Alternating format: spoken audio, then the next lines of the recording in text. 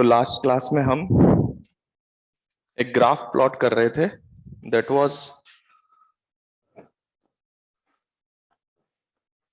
-10 degree centigrade पे -20 degree centigrade पे एक हमने आइस लिया था और कितने ग्राम लिया था, दैट वाज 10 ग्राम।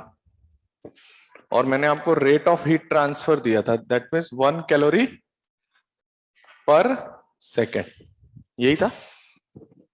तो देखिए इसके अकॉर्डिंग हम लोग ग्राफ ट्रेस कर रहे थे, तो ऑन एन एवरेज आपको पता चल गया था कि जब हम टाइम के साथ ग्राफ ट्रेस कर रहे हैं तो वो डेल्टा क्यू के साथ जैसा है वैसा ही ग्राफ बनेगा, लेकिन उसमें थोड़ा सा फर्क आ रहा था कि जो स्लोप की वैल्यू है वो कितनी आई थी, h/ms। देखिए दैट वाज h/ms। ओके, तो यहां पर हम लोग ग्राफ प्लॉटिंग वापस से कर लेते हैं। ग्राफ सिमिलर बनेगा, बस इस बार आपको एक्सिस पे हीट की जगह कौन दिखाई देगा, टाइम दिखाई देगा। तो एट फर्स्ट हमारे पास कितना था, -20 डिग्री सेल्सियस पे आइस था। तो जब आप 1 कैलोरी पर सेकंड से हीट प्रोवाइड करेंगे तो आपको पता है कि सबसे पहले आप इसको कहां तक लेके आ रहे हैं, 0 डिग्री वाटर तक।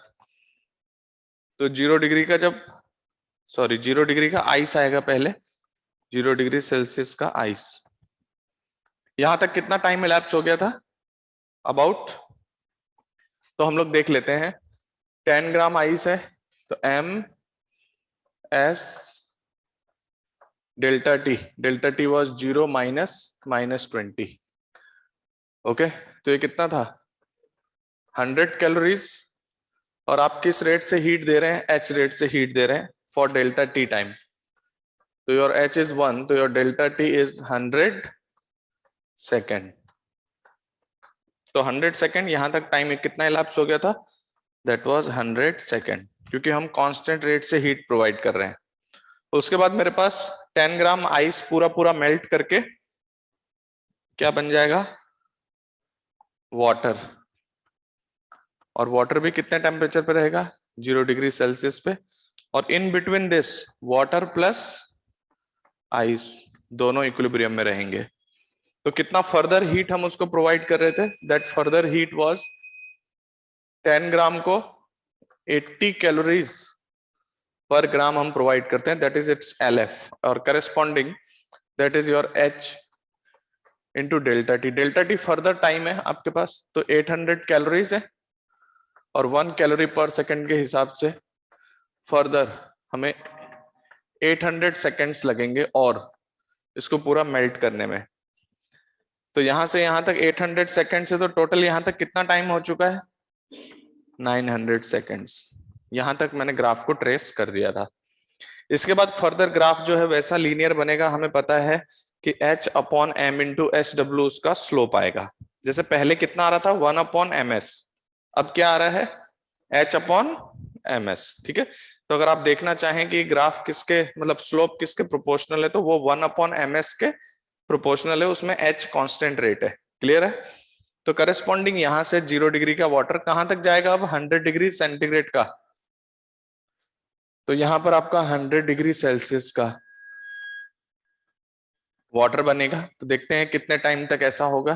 तो मेरे पास कितना है, 10 ग्राम। तो कितना मैं हीट प्रोवाइड करूंगा, तो delta Q equals to MS delta T. तो फर्दर कितनी हीट दी जाएगी यहाँ के बाद, तो that heat is delta Q. M कितना है, 10 ग्राम, S ऑफ वाटर है 1, और टेम्परेचर कितना चेंज करना है, 100 डिग्री सेल्सियस का, 0 से 100 ले जा रहे हैं। तो कितना हम उसको कितने टाइम तक फर्दर हीट करेंगे, तो H delta T that is equal to 1000। तो मैंने ये क्या दिया था, H आपको 1 कैलोरीज पर सेकेंड, तो delta T that is equal to 1000 second. तो 1000 सेकेंड तक, तो यहां तक कितना टाइम हो चुका है, 900 सेकेंड। फर्दर यहां से यहां तक 1000 सेकेंड और हो चुका है। तो इसके कंसर्न इस पॉइंट की मार्किंग होगी 1900 सेकेंड। आप मिनट या आवर्स में कन्वर्ट कर सकते हो। तो ये वाटर आपका चलता जा रहा है। ठीक है, इसका भी स्लोप जो है वो h/m इंटू SW होगा। इसका स्लोप था h/m into S ice. Okay, इसके बाद इसका टेम्परेचर मेंटेन रहेगा 100 डिग्री तक, जब तक ये पूरा पूरा 100 डिग्री सेल्सियस पर स्टीम नहीं बन जाता। तो स्टीम जब ये बन जाएगा तो हम देखें कितना टाइम चाहिए। तो यहाँ पर फर्दर कितना हीट दिया होगा हमने, m इंटू एल वी। तो m है 10 ग्राम, तो further heat provided is m into L V. m कितना है मेरे पास 10 ग्राम, एल वी कितना होता है 540 कैलोरीज पर ग्राम। And from here your h delta t, तो क्योंकि 1 कैलोरी पर सेकेंड आप प्रोवाइड करें तो 5400, तो अगर आप इसको 1 सब्स्टिट्यूट करेंगे तो you will get delta t is 5400 second. तो इतना फर्दर टाइम और लगेगा यहां से यहां तक। तो यहां तक हम कितना आ चुके हैं 1900 सेकंड हो चुका है, इसमें और कितना सेकंड ऐड हो जाएगा, तो 1900 तो 60 क्या करूं 73, दिस इज योर 7300 सेकंड। इसमें हमने 5400 ऐड कर दिया, ठीक है। तो 7300 सेकंड, और इसके बाद अब आप इसको जिस भी टेम्परेचर तक ले जाना चाहते हैं आप लेके जा सकते हैं। अब फर्दर हीट जो आप देते रहेंगे, स्ट्रेट लाइन फंक्शन रहेगा और इसका स्लोप होगा h upon m into S of steam, और ये आगे पूरा सिस्टम चलता रहेगा। तो आप देख सकते हैं कि अगर हम कांस्टेंट रेट से हीट प्रोवाइड कर रहे हैं, तो आपने जिस तरीके का फंक्शन किसके लिए ड्रॉ किया था, टेम्परेचर वर्सेस हीट, वैसा ही फंक्शन टेम्परेचर वर्सेस टाइम का आ रहा है। बस फर्क इतना है कि टेम्परेचर वर्सेस हीट में जो ये स्पेसिफिक रेंज में जहां पर उसका टेम्परेचर बदलता है वहां पर स्लोप आ रहा था 1 अपॉन एम एस, और यहां पर ये स्लोप होगा h upon M S. H is the constant rate of heat transfer. Okay, इसको फटाफट ड्रॉ करिए, हम लोग नेक्स्ट टॉपिक पे आते हैं।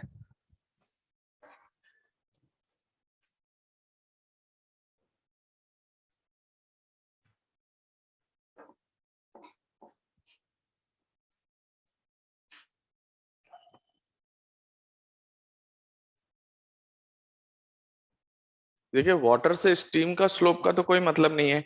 यहां तक आपका 100 डिग्री सेल्सियस का वाटर है, यहाँ 100 डिग्री सेल्सियस का स्टीम है, और इस दौरान ये कांस्टेंट है, आपका टेम्परेचर में कोई चेंज नहीं हो रहा है। तो ग्राफ बिल्कुल वैसा ही होता है। तो ग्राफ रीड कर सकते हैं आप लोग। अब मैंने आपको ये ग्राफ किसके लिए बताया हुआ है, वाटर के लिए। अब कोई और सब्सटेंस हो सकता है, उसका अपना लेटेंट हीट ऑफ फ्यूजन हो सकता है, उसका अपना लेटेंट हीट ऑफ वेपराइजेशन हो सकता है, उसके अपने स्पेसिफिक हीट्स हो सकते हैं for solid region, for liquid region और फॉर वेपराइजेशन। तो इस ग्राफ को आप प्रॉपरली रीड कर सकते हैं, इसी तरीके से बनाया जाता है।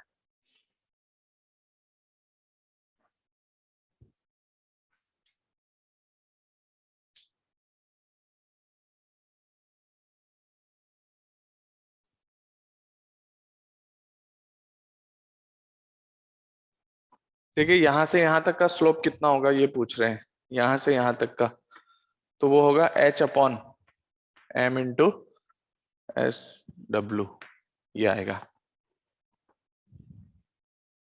यहाँ पर होगा h upon m into S ice, यहाँ पर होगा h upon m into S of steam. बस h का फैक्टर और आ जा रहा है, देखो ना। जैसे सपोज यहाँ तक फॉर एग्जांपल आप यहाँ तक कुछ उसको डेल्टा क्यू नॉट हीट दे चुके हैं, तो इस रेंज में अगर आप मुझसे पूछे कि फर्दर कितना हीट देंगे, तो फर्दर आपने कहा कि डेल्टा क्यू डैश है, तो वो होगा M S delta T. Delta T होगा टी माइनस, और इसका इनिशियल टेम्परेचर है 0, तो ये एम ऑफ एस डब्ल्यू है। ये तो आपने क्या प्रोवाइड किया है, फर्दर हीट। तो how much is the total heat, total heat उसमें आप ऑलरेडी कितना दे चुके हैं, डेल्टा क्यू नॉट, जैसा मैंने पिछले क्लास में बताया था, प्लस उसमें और कितना एक्स्ट्रा हीट दे रहे हैं, एम एस डब्ल्यू टी। और इसको आप क्या लिख सकते हैं, एच इंटू टी, क्योंकि इनिशियल से चल रहे हैं टी इक्वल टू 0 से, तो total heat provided is H into T, that is equal to delta Q not plus M S W T. आपका पार्ट था temperature as a function of time दिखाना, तो your function would be H T minus of delta Q not upon M into S W, M into S W. तो ये constant है, ये H/MS/W इसका slope आ जाएगा। ओके, बहुत ज्यादा एग्जैक्ट आपको फंक्शन निकालने की जरूरत नहीं है, आप पर्टिकुलर इंटरवल में चल के कैलकुलेशंस कर सकते हैं। ओके,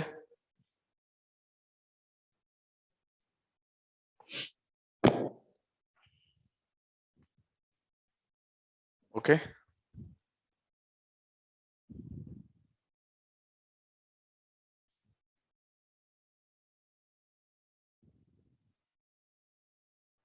चलें आगे। कोई कह रहा है कि सर एच की वैल्यू सेम है, 1 है, तो ठीक है, आप 1 पुट कर सकते हो, 2 है तो 2 पुट कर सकते हो। मैं आपसे जनरल डिस्कशन कर रहा हूँ कि टेम्परेचर वर्सेस टाइम ग्राफ का स्लोप क्या होता है। अगर आप कांस्टेंट रेट से हीट दे रहे हैं तो जहां जहां पर टेम्परेचर चेंज हो रहा होगा H/m/s के इक्वल आएगा। क्लियर है, इसको नोट करिए। नेक्स्ट हम लोग बात करते हैं। तो एक बार मुझे रिप्लाई कर दो सभी ऑनलाइन स्टूडेंट्स की, नोट कर लिया सबने?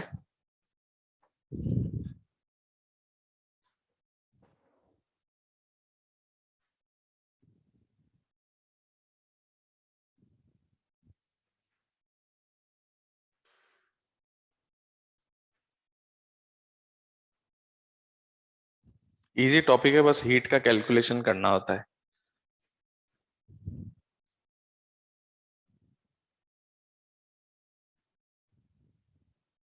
क्वेश्चन इस ग्राफ पर बहुत सारे आते हैं, इसलिए ध्यान रखना, ग्राफ इंपॉर्टेंट है। ओके, तो मैं हटा रहा हूं ये। किसी ने नोट नहीं किया हो तो स्क्रीनशॉट आप ले सकते हैं इसका।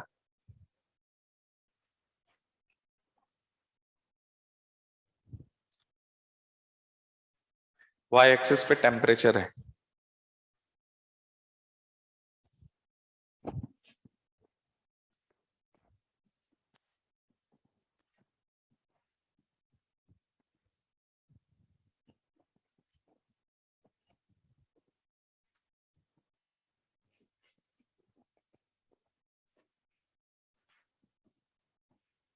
अब देखिए, एक हमारे पास एपरेटस होता है जिसको हम लोग कैलोरी मीटर बोलते हैं।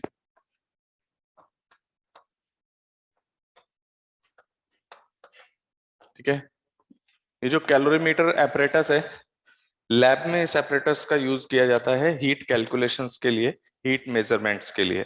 तो ये बहुत सिंपल सा डिवाइस होता है। जब आप लैब में देखेंगे तो हमारे पास जैसे एक ये वुडन बॉक्स है, ठीक है, ये हमारे पास वुडन बॉक्स है, ठीक है। इसके अंदर क्या होता है कि ऊपर एक ढक्कन भी लगा हुआ होगा, उससे हम बंद करेंगे। और यहाँ पर जैसे हमने कैलोरीमीटर जो यूज किया है, सिंपली वो एक आपके पास वेसल है। जनरली आप लैब में देखेंगे तो ये कॉपर का होता है, ठीक है। इस वेसल जनरली कॉपर यूज करने के पीछे पर्पस ये है कि इसकी हीट कैपेसिटी बहुत कम होती है। इसका सिंपल मीनिंग ये है कि जब आप इसमें जो भी आप सब्सटेंसेस डालेंगे, तो हम ये मानेंगे कि ये जो डिवाइस है वो उनसे हीट नहीं ले रहा है। बट जब आप देखेंगे कि कभी कभी हम आपको क्वेश्चंस में कैलोरीमीटर की भी प्रॉपर्टीज दे देंगे कि उसका स्पेसिफिक हीट कैपेसिटी कितनी है, उसके मास कितना है, तो आप उसको हीट उसके साथ भी एक्सचेंज कराएंगे।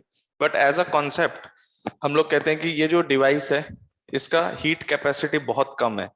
हीट कैपेसिटी कम होने का मतलब ये एक टेम्परेचर से दूसरे टेम्परेचर तक जाने में बहुत नेग्लिजिबल हीट रिसीव करेगा। हीट कैपेसिटी किसको कहते हैं? Delta Q by delta T, ये होता है हीट कैपेसिटी। अगर हम ये कहें कि बहुत स्मॉल है ये, तो इसका मतलब क्या है कि जो भी आप इसका टेम्परेचर चेंज कर रहे हैं, तो किसी गिवन टेम्परेचर चेंज के लिए ये डेल्टा क्यू बहुत कम रिसीव करेगा, बहुत कम। तो अगर हीट कैपेसिटी बहुत कम है तो हम कहेंगे कि इनमें आप जो भी सब्सटेंसेस आपस में डाल रहे हैं हीट एक्सचेंज एनालाइज करने के लिए, तो हम कहेंगे कि ये जो कैलोरीमीटर डिवाइस है वो बहुत कम हीट लेगा। बट प्रैक्टिकली आप क्वेश्चंस में देखेंगे कि अगर हम आपको कैलोरीमीटर की भी प्रॉपर्टीज प्रोवाइड कर रहे हैं, तो फिर हम कहेंगे कि उसकी भी कुछ हीट कैपेसिटी है और उसके करस्पॉन्डिंग वो हीट रिसीव करेगा, ठीक है। But as an ideal concept हम कह सकते हैं कि इसकी हीट कैपेसिटी हमने नेग्लिजिबल ली हुई है। तो इसके जो आप देख रहे हो यहाँ पर गैप है ना, यहाँ पर हम लोग कुछ इस तरीके के मटेरियल्स डालेंगे जो इंसुलेटर्स होंगे। क्या होंगे?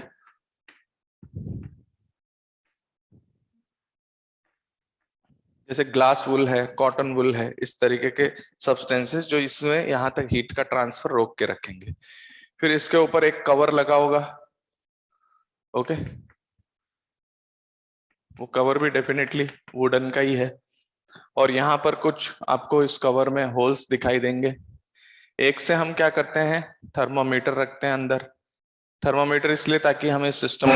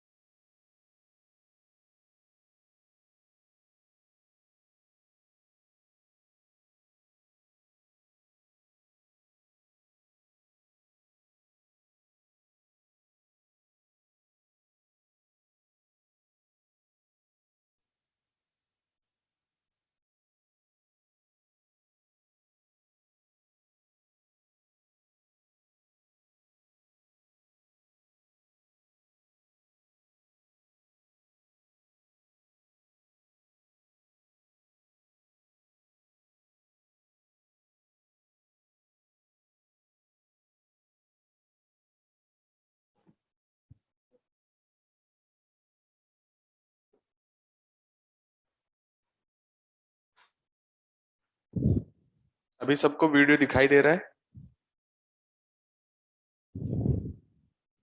एक बार रिप्लाई कर दो सभी, वीडियोस आ रहे हो तो हम प्रोसीड करें। लाइट चली गई थी, ओके। तो देखिए आपके पास ये पूरा जो पार्ट है ये वुडन वुडन बॉक्स है। इसमें ये आपका कैलोरीमीटर वेसल रखा हुआ है,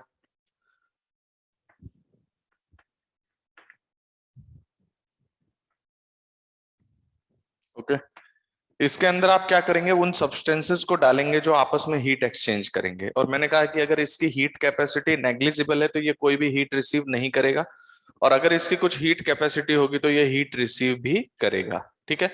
अच्छा, इसके अंदर एक थर्मामीटर है जो आपको ये बताएगा कि इस सिस्टम में जो टेम्परेचर है वो कितना है। उस टेम्परेचर को मेजर करने के लिए हम थर्मोमीटर का यूज करेंगे। और इसमें एक स्टिरर लगा हुआ है।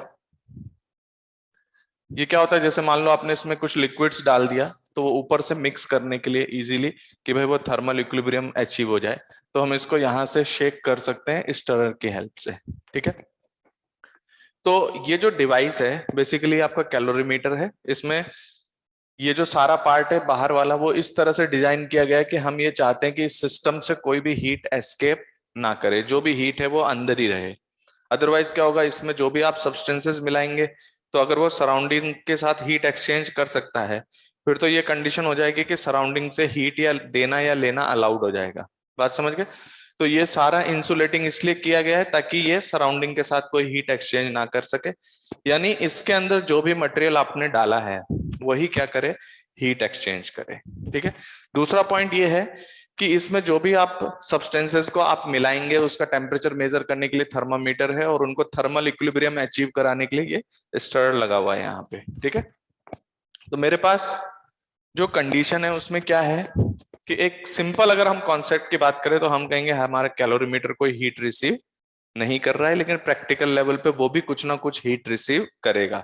तो हम कोशिश करेंगे ऐसा मटेरियल यूज किया जाए जिसकी हीट कैपेसिटी बहुत कम हो। हीट कैपेसिटी कम होने का मतलब है कि वो किसी टेम्परेचर चेंज को अचीव करने के लिए बहुत कम हीट रिसीव करेगा। तो इसका मतलब इसके अंदर जो भी सब्सटेंसेस आपने डाले होंगे वही आपस में हीट एक्सचेंज करेंगे, ये उससे नहीं लेगा, बट प्रैक्टिकल ग्राउंड पे कुछ हीट ये रिसीव कर सकता है, ठीक है। तो इस कैलोरीमीटर का प्रिंसिपल क्या होता है, प्रिंसिपल ऑफ कैलोरीमीटर, ठीक है। तो सिंपल सा कॉन्सेप्ट है, जैसे आपने इसमें कुछ सब्सटेंसेस को मिला दिया तो उनमें से कुछ ऐसे बॉडीज है जिनका टेम्परेचर हाई है, कुछ ऐसे बॉडीज है जिनका टेम्परेचर लो है। तो जब आप उनको मिक्स कर देंगे और उनका जब थर्मल इक्विलिब्रियम अचीव होगा, तो थर्मल इक्विलिब्रियम होने का मतलब फाइनल एक कांस्टेंट टेम्परेचर आ चुका है इस सिस्टम का। तो पहले कुछ हॉट बॉडीज हैं और कुछ कोल्ड बॉडीज हैं। तो क्या होगा कि जो हॉट बॉडीज होंगी वो हीट को रिलीज करेंगी और कोल्ड बॉडीज उस हीट को रिसीव करेंगे। तो प्रिंसिपल ऑफ कैलोरीमेट्री होता है that is the heat rejected bye by hot bodies is equal to the heat gained by cold bodies। Simple सा कॉन्सेप्ट है। तो इस कैलोरीमीटर के अंदर जो भी सब्सटेंसेस रखे हुए हैं, कुछ हॉट होंगे और कुछ कोल्ड होंगे, वो आपस में हीट ट्रांसफर करेंगे। तो हॉट बॉडीज ने हीट रिलीज किया है, कोल्ड बॉडीज ने हीट उसको रिसीव कर लिया। इस सिस्टम से कोई हीट एस्केप करना अलाउड नहीं है। ठीक है, तो यहां पर आप देख सकते हैं heat rejected by hot bodies. तो इधर देखना, ये एक मैग्नीट्यूड है जो आप देख रहे हैं, language heat rejected by hot bodies. तो जैसे हॉट बॉडीज ठंडे होंगे, तो जब वो ठंडे होंगे तो जब आप हीट कैलकुलेशन करेंगे तो वो कुछ नेगेटिव दिखाई देगा, क्योंकि अगर वो गर्म है और वो ठंडा हो रहा है तो क्या दिखाई देगा आपको, उसका डेल्टा क्यू नेगेटिव दिखाई देगा। तो जो नेगेटिव का मॉड आएगा उसको हम क्या बोलेंगे, this much amount of heat is rejected. Clear. और जो कोल्ड बॉडीज हैं वो तो हीट रिसीव करेंगे, तो हीट रिसीव करेंगे तो उनका डेल्टा क्यू पॉजिटिव ही आएगा, तो वो मैग्नीट्यूड भी पॉजिटिव रहेगा। तो यहां पर heat rejected by hot bodies is equal to the heat gained by cold bodies. ठीक है, तो हमारे पास क्या कंडीशन है कि समेशन ऑफ डेल्टा क्यू है ना, रिजेक्टेड, जो भी रिजेक्ट कर रहे हैं वो सब इधर आ जाएंगे, और जो भी इधर समेशन डेल्टा क्यू रिसीव्ड, तो रिजेक्टेड बाय हॉट बॉडीज होगा, और this is received by cold bodies. This is the simple concept behind the principle of calorimetry. Hot objects ठंडे होंगे, कोल्ड ऑब्जेक्ट्स गर्म होंगे, और उनका जो हीट एक्सचेंज होगा उसकी वैल्यू सेम रहेगी। ठीक है, तो जितना एक ये हॉट बॉडीज दे देंगे उतना ही कोल्ड बॉडीज रिसीव कर लेंगे। ठीक है, तो बस इस कैलकुलेशन को हमें ध्यान से करना होता है। तो this is the principle of calorimetry.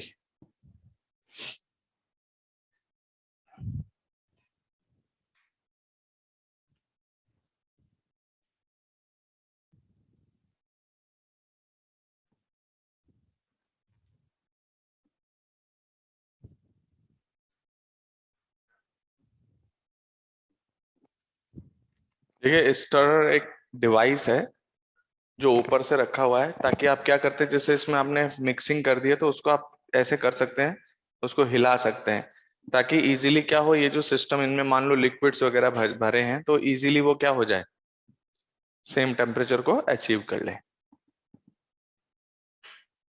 कोई ऐसी खास चीज नहीं है ये। वुडन होना इसलिए जरूरी है कि भाई हम चाहते हैं कि जितना अच्छे से अच्छा इंसुलेटर्स यूज कर सकें। बीच में क्या रखा हुआ है हमने, यहाँ हमने इंसुलेटर मटेरियल्स भी भरे हुए हैं, ताकि हम चाहते हैं कि यहाँ से कोई भी हीट इस सिस्टम में ना तो आए ना ही जाए। इंसुलेटर जो है वो हीट इंसुलेटर्स हैं, ऐसे मटेरियल्स जो हीट ट्रांसफर को अपोज करेंगे, हीट ट्रांसफर नहीं करेंगे।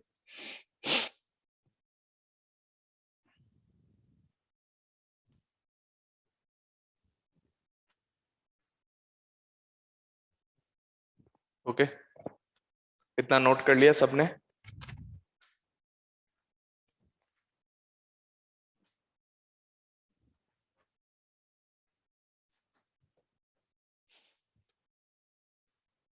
डायग्राम को फटाफट बना लो।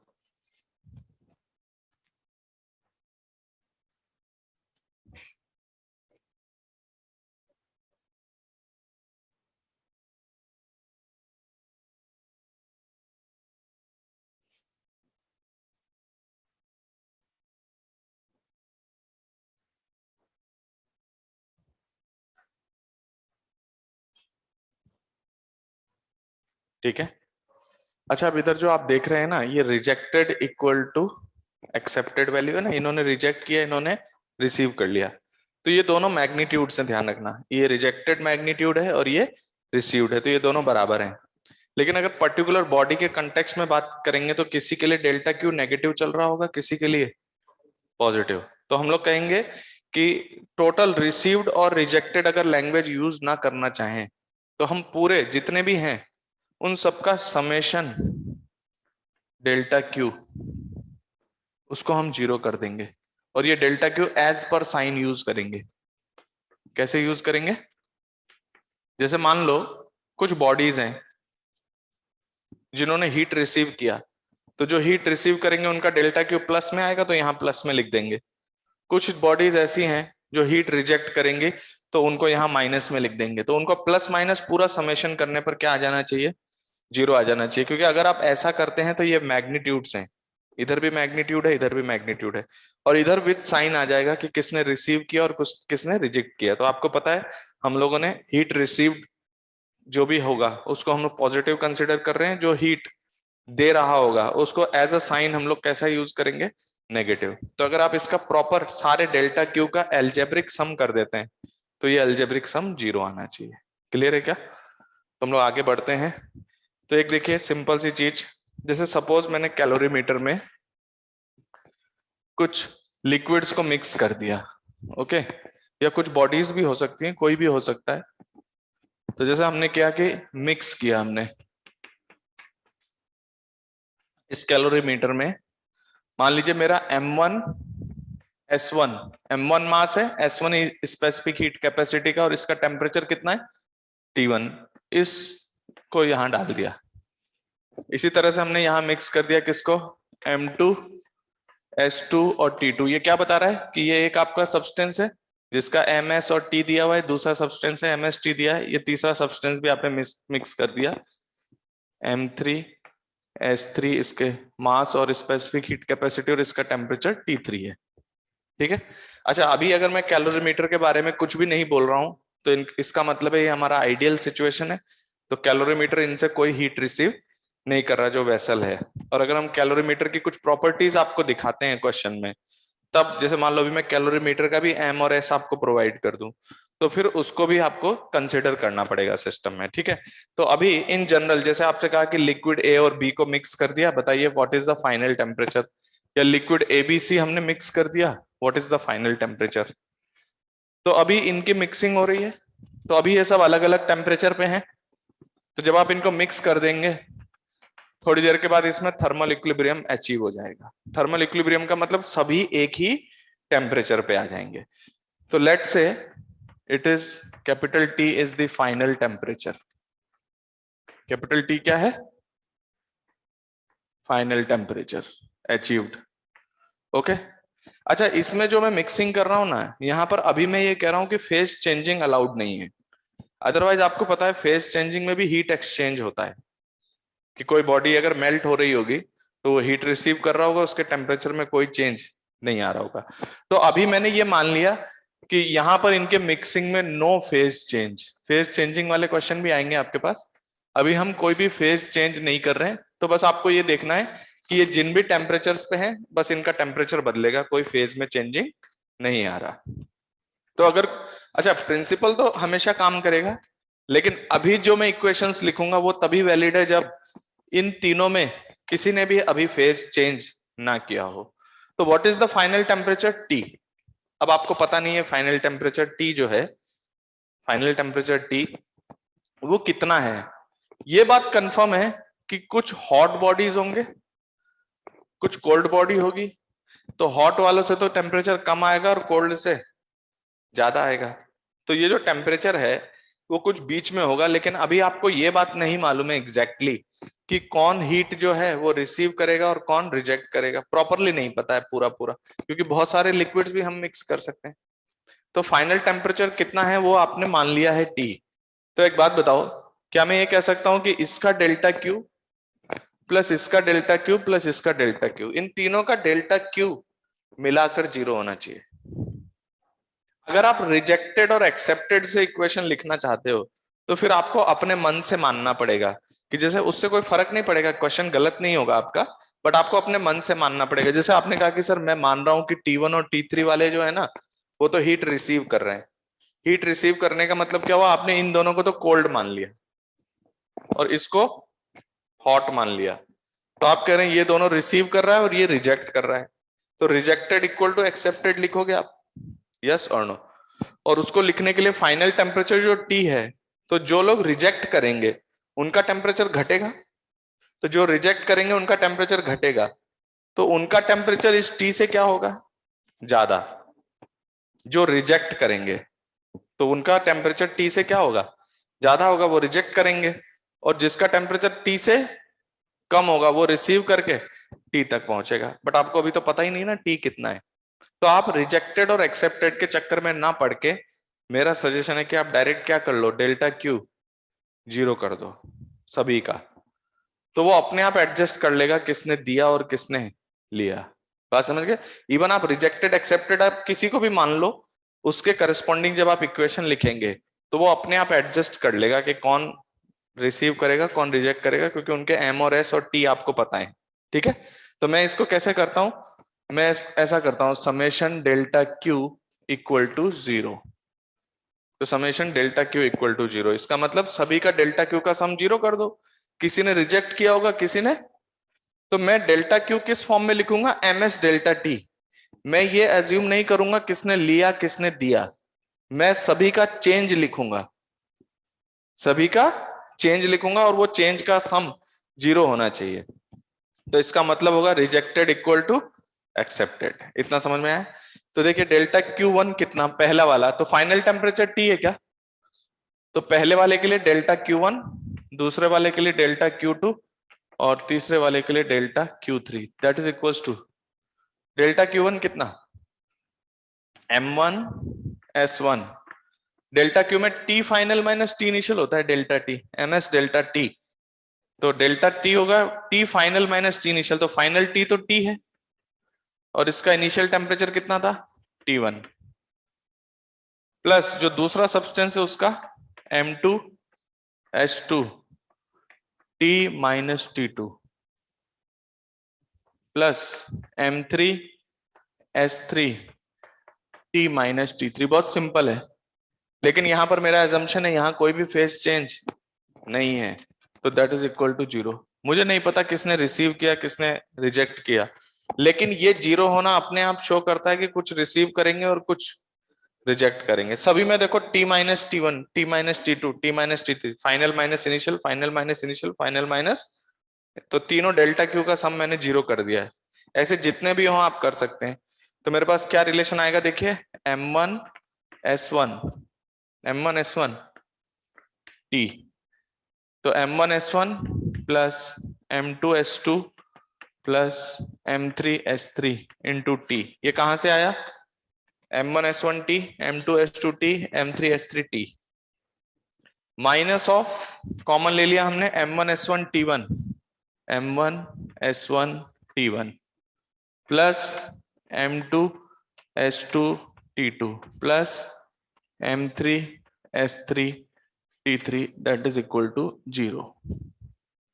ऑटोमेटिकली आपका फाइनल टेम्परेचर T कैलकुलेट हो रहा है, and that temperature is how much, M1S1T1 plus M2S2T2 plus M3S3T3 upon M1S1 plus M2S2 plus M3S3। तो किसको किसको हीट रिसीव करना है किसको किसको रिजेक्ट करना है, ये टी अपने आप एस्टिमेट कर लेगा, और फाइनल टेम्परेचर इस तरह से देगा कि कुछ बॉडीज जिन्होंने हीट रिजेक्ट की होगी और कुछ बॉडीज ने हीट रिसीव की होगी। इसमें आपको कुछ एज्यूम करने की जरूरत नहीं है, और अगर आप एज्यूम करके भी लिखते हो तब भी यही इक्वेशन आएगी। अभी मैं बताता हूं, पहले इतना नोट करें आप, और ये फॉर्मूला रटने की जरूरत नहीं है, इस प्रोसीजर के थ्रू हम लोग आंसर निकालते हैं हमेशा।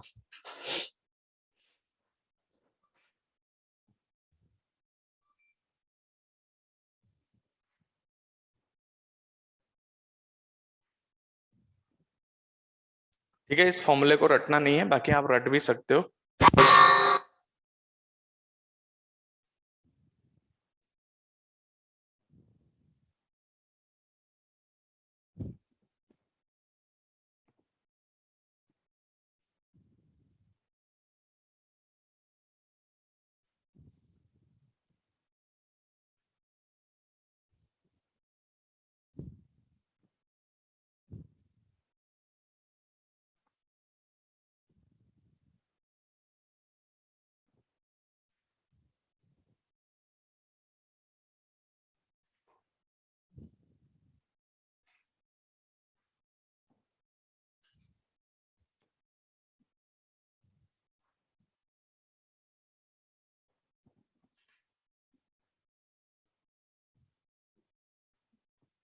अभी इतना नोट करें, फिर मैं यही इक्वेशन है ना ऐसे अपने एज्यूम करके लिखूंगा कि किसी ने रिसीव किया किसी ने रिजेक्ट किया, तब भी यही आंसर आएगा।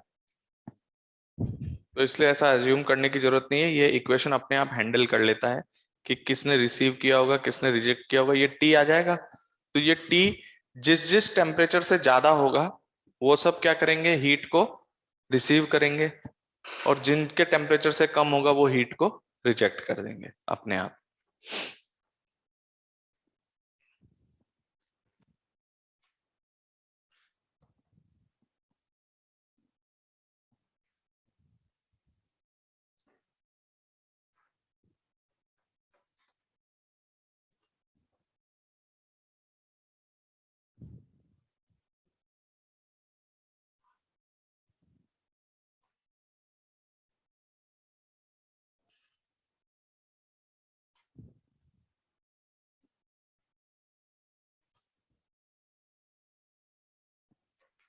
ठीक है, यूनिट्स आप वो यूज करेंगे जिसे एस का यूनिट दिया हुआ है, टी का यूनिट आप देख के उसके अकॉर्डिंग करेंगे।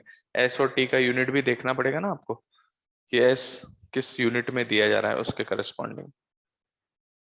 मान लीजिए एस आपका किलोग्राम में चल रहा है, जैसे एस की यूनिट आ रही है मान लीजिए कैलोरी पर किलोग्राम पर डिग्री सेल्सियस, तो उसके करस्पॉन्डिंग आप यूनिट्स में वैल्यू रखेंगे। ठीक है, तो देखिए मान लीजिए मैं एज्यूम कर लेता, ठीक है, ये मैं बाद में इसलिए बता रहा हूं ताकि आपको ये इक्वेशन फिर से दिखाई देगी। ओके, मान लीजिए मैंने ये एज्यूम किया कि मेरे पास जो तीन थे ना, तीन कौन कौन थे, M1 S1 वाले T1 टेम्परेचर पे, M2 S2 वाले T2 टेम्परेचर पे, और M3 S3 T3 टेम्परेचर पे। तो आपने कहा कि सर ये फाइनल टेम्परेचर T आ गया है। अब आप लोग अपने चॉइस पे सोच सकते हो कि किसका टेम्परेचर कम हुआ है किसका ज्यादा हुआ है। It is an assumption. मैंने माना कि ये टी टेम्परेचर इन दोनों से बड़ा है, इन दोनों के टेम्परेचर से टी ज्यादा है, तो ये दोनों क्या करेंगे, हीट, ये दोनों क्या करेंगे, हीट रिसीव करेंगे कि रिजेक्ट करेंगे। तो देखिए इसका टेम्परेचर जो है ना T1 और T2, मैंने माना कि ये टी टेम्परेचर जो है, चलो मैं ये मान लेता हूं इन दोनों से ज्यादा है, इन दोनों के टेम्परेचर से टी ज्यादा है, तो ये दोनों रिसीव करेंगे। और ये वाला टेम्परेचर कम है, तो ये वाला क्या करेगा, रिजेक्ट करेगा। तो इधर मैंने टी को माना है लेस देन T3, तो हम कह रहे हैं heat received equal to heat rejected. अब यहां आपको ध्यान रखना पड़ेगा, आपने जैसे माना है उसके करस्पॉन्डिंग चलना पड़ेगा, क्योंकि ये मैग्नीट्यूड से यहाँ साइन नहीं दिखना चाहिए आपको, सब पॉजिटिव आने चाहिए। तो मेरा टी बड़ा है तो ये हीट क्या करेगा, रिसीव, तो इसकी रिसीविंग वैल्यू कैसे आएगी, टी ज्यादा है ना, तो M1 S1 T minus T1 plus M2 S2 T minus T2, ये दोनों पॉजिटिव है क्योंकि मैंने T को T1 से भी ज्यादा माना है और T2 से भी ज्यादा माना है, और मैंने तीसरे वाले को कम माना है, तो ये करेगा रिजेक्ट। तो एक्चुअली इसका जो होगा ना M3, भैया थोड़ा कैमरा इधर करिए और थोड़ा, बस। तो यहां पर ये मेरा M3 S3 T minus T3 है बेसिकली, लेकिन मुझे पता है कि मैंने इसको T को कम माना है, तो ये नेगेटिव है, तो यहाँ पे मैं नेगेटिव वैल्यू नहीं रखूंगा, मुझे यहाँ पॉजिटिव रखना है, क्योंकि यहाँ पर हीट रिजेक्टेड है, तो ये नेगेटिव है तो हीट रिजेक्ट करेगा। तो how much is the rejected amount, M3 S3 T3 minus T। तो यहाँ पहले तो एज्यूम करना पड़ा कि कौन ज्यादा है कौन कम है, एजम्पशन है उसमें कोई दिक्कत नहीं है, लेकिन आप ध्यान से देखिए, इसको इधर ले आओ, you have the same equation. ठीक है, M1 S1 T minus T1, M2 S2 T minus T2, और अगर मैंने उसको उधर लिखा था तो फिर उधर से इधर ले आता हूं, तो इधर आने पे आएगा minus M3S3 T3 minus T, minus अंदर क्लब कर दो M3S3 T माइनस T3। तो इसलिए क्या है कि हम यहाँ पर टाइम वेस्ट नहीं करते हैं ये मानने में कौन ज्यादा कौन कम। मान लो मैं इसको ही कम मानता और इन दोनों को ज्यादा मानता, तो ये इधर लिखा जाता, तो ये इधर आता तो लिखा जाता T2 माइनस T, तो इधर ही लिख दिया तो T माइनस T2 के कंसर्न। तो इसलिए हम लोग एजम्पशन में टाइम वेस्ट नहीं करके डायरेक्ट क्या करते हैं, delta Q1 plus delta Q2 plus delta Q3 सबका टोटल जो हीट का अमाउंट है विद साइन लिखते जाओ और उन सबका एल्जेब्रिक सम कर दो, वो फाइनली क्या आना चाहिए, 0 आना चाहिए। क्लियर? तो ये आपने नोट कर लिया है, ये नोट नहीं करना है हीट रिजेक्टेड और रिसीव्ड के करस्पॉन्डिंग। ठीक है, तो मैं हमेशा डेल्टा क्यू का सम 0 कर दूंगा, लेकिन याद रखना प्रोवाइडेड यहां पर किसी भी मटेरियल ने फेज चेंज नहीं किया है। अगर फेज चेंज हुआ होगा तो वहां फेज में भी कुछ हीट रिसीव या रिजेक्ट की गई होगी। बात समझ गए? तो उसके कंसर्न हमको पूरा देखना पड़ेगा। ठीक है,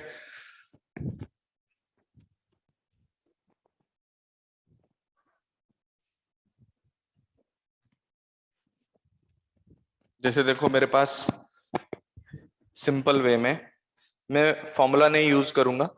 मान लीजिए मेरे पास 3 सब्सटेंस है, 3 substance ABC, A, B and C। मान लो इसका मास m है, इसका स्पेसिफिक हीट कैपेसिटी S0 है और इसका टेम्परेचर T0 है। B जो है उसका मास 2m है, स्पेसिफिक हीट कैपेसिटी 2S0 है और इसका टेम्परेचर 4T0 है ना। और तीसरा जो है उसका मास m है और ये है 2S0, इसका कुछ भी ले लो, S0 3S0 ले लेते हैं और इसका टेम्परेचर 2T0 है।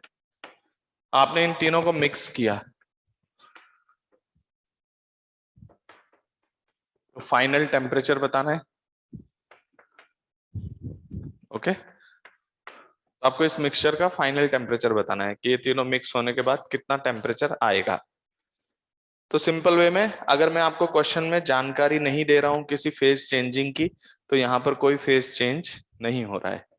ठीक है, तो मेरे पास क्या सिचुएशन है, देखिए ABC तीनों को मिक्स कर देते हैं।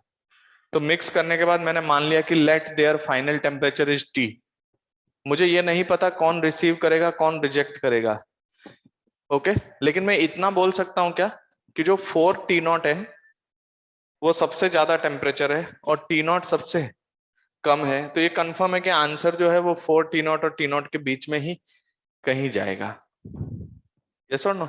अब वो 2T0 के बराबर होगा कि उससे ज्यादा होगा कि उससे कम होगा, वो मुझे नहीं पता चल रहा है, लेकिन एटलीस्ट इन दोनों को तो मैं देख पा रहा हूं कि ये सबसे ज्यादा टेम्परेचर है तो इससे तो कम होगा और ये सबसे कम टेम्परेचर है तो इससे ज्यादा होगा। वो बीच में कहाँ होगा वो देखते हैं। तो हम लोग अभी एनालाइज करते हैं। तो मेरे पास समेशन डेल्टा क्यू क्या करना है, मुझे 0 करना है। तो समेशन डेल्टा क्यू 0 करना है तो फाइनल टेम्परेचर T है। याद रखना MS delta T with sign लिखते जाना है। तो आपको पता नहीं है ना फाइनल टेम्परेचर क्या है, तो आप T final minus T initial use करेंगे। तो पहले वाले का मास है M S0 T minus T0 plus दूसरा वाला 2M 2S0 T minus 4T0 plus M 3S0 T minus 2T0 that is equal to 0। अब देखना ये अपने आप एडजस्ट कर लेगा, कुछ बॉडीज ठंडी होंगी कुछ बॉडीज गर्म होंगी, अपने आप देखना। तो यहां से क्या आएगा, मेरे पास MS0 मैंने कॉमन ले लिया तो ये आ रहा है T minus T0 plus 4T minus of 16T0 plus 3T minus 6T0 that is equal to 0। इसको सिंप्लीफाई करें तो मेरे पास आ रहा है T plus 4T plus 3T 8T, कितना 8T that is equal to 16 17 23 तो 23T0। तो your final temperature is how much, T equals to 23/8T0। लगभग कितना आएगा ये 2.8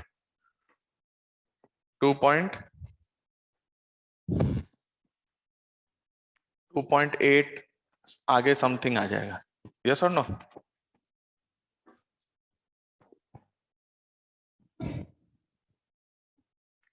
ओके, तो देखिए आप अपने आप आपको पता चल गया इनटू T0 भी है ये वैल्यू आप अपने आप निकाल सकते हैं। अब आपको क्या पता चला, 4 टी नॉट से तो कम टेम्परेचर है और टी नॉट और 2 टी नॉट से ये ज्यादा टेम्परेचर है। तो कौन कौन ठंडे हो रहे हैं, ये वाला तो अपना टेम्परेचर डाउन कर रहा है और ये दोनों अपना टेम्परेचर बढ़ा रहे हैं। अगर मैं इंडिविजुअली पूछ लूं किसने कितना हीट रिसीव किया, किसने कितना हीट रिजेक्ट किया, तो आपके पास फाइनल टेम्परेचर है, आप ms डेल्टा टी लिख दो। तो जिसका पॉजिटिव आएगा उसने हीट रिसीव किया, जिसका नेगेटिव आएगा उसने हीट रिजेक्ट किया। ओके,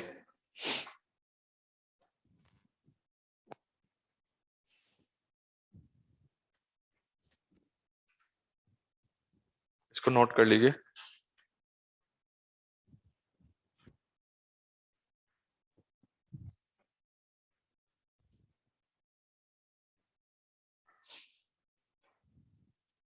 देखिए यहां मुझे, जैसे एक स्टूडेंट ने लिखा कि सर आपने कहीं पे भी नहीं लिखा है कि यहाँ कोई कैलोरीमीटर है, वो अंडरस्टूड है कि ये सब चीजें किसी ऐसी चीज में ही मिलाई गई होंगी जहां सराउंडिंग के साथ कोई हीट एक्सचेंज अगर हो रहा है तो क्वेश्चन आपको बताएगा, अदरवाइज आपको मैंने कहा कि इन तीनों को मिक्स किया तो इन्हीं तीनों में हीट को आपको एक्सचेंज करना है। क्लियर? अपनी तरफ से आप एज्यूम करेंगे तो आप क्वेश्चन को वहीं खुद ही रोक देंगे। एक स्टूडेंट ने पूछा है कि सर अगर फेस चेंजिंग होगा तो कहां पर चेंज आएगा, तो जैसे इनमें कोई बॉडी फेस चेंजिंग करेगी, जैसे मैं भी आगे आपको बताऊंगा, सपोज मेरे पास आइस है तो वो फेस चेंजिंग भी कर रहा होगा, तो वहां पर क्या होगा कि जो फेस चेंजिंग कर रहे होंगे उनको फेस चेंजिंग के दौरान भी कुछ हीट मिली होगी या हीट रिजेक्ट हुई होगी, उसको भी यहाँ आपको लिखना पड़ेगा। ठीक है, तो उन क्वेश्चंस को कैसे करते हैं वो मैं आपको सिखाऊंगा। पहले अभी हम लोग उस कंडीशन की बात कर रहे हैं जिसमें कोई भी हीट सराउंडिंग में नहीं जा रही है और कोई भी यहाँ पर फेस चेंजिंग नहीं है। ओके, नेक्स्ट प्रॉब्लम देखिए।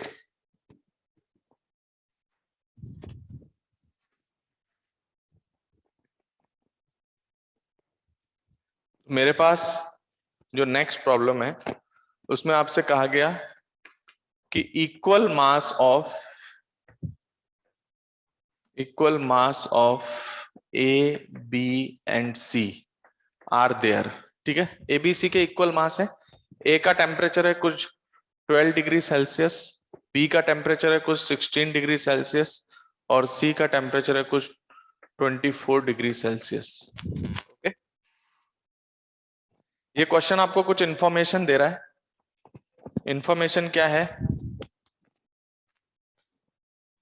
First information is when A and B are mixed, the final temperature is 14 degree Celsius. Okay, फिर आपसे सेकंड पार्ट कह रहा है when B and C are mixed, the final temperature is